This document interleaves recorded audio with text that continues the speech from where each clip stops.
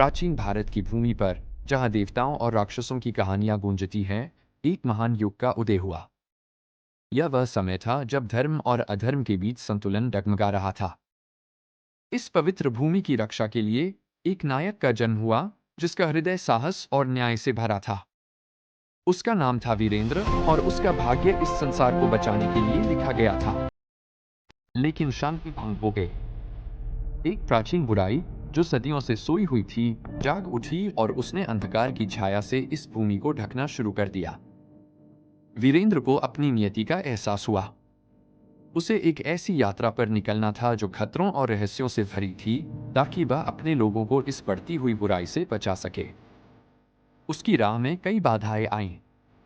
उसे विशालकाय राक्षसों और मायावी जीवों का सामना करना पड़ा, लेकिन उसका संकल्प कभी नहीं डगमगाया।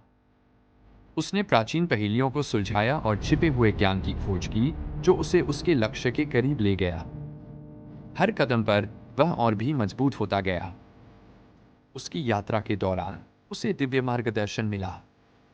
एक ऋषि ने उसे एक पवित्र कलाकृति के बारे में बताया, जिसमें बुराई को हराने की शक्ति थी। वीरेंद्र ने उस कलाकृति को खोजने के लिए दुर्गम पहाड़ों और गहरी घाटियों को पार किया। यह उसकी सबसे कठिन परीक्षा थी। अंततः वह उस कलाकृति तक पहुंच गया, जो एक प्राचीन मंदिर के गर्भ में छिपी थी। उसकी शक्ति ने उसे एक नई ऊर्जा से भर दिया। अब समय आ गया था अंतिम युद्ध का। वीरेंद्र ने अंधकार के स्वामी का सामना किया, जिसने इस भूमि पर आतंक फैला रखा था। यह युद्ध भयंकर था, लेकिन वीरेंद्र ने अपनी पूरी शक्ति और साहस के साथ लड़ाई लड़ी। उसने अपने लोगों के लिए, धर्म की रक्षा के लिए और न्याय की स्थापना के लिए संघर्ष किया। और अंत में बुराई पराजित हुई।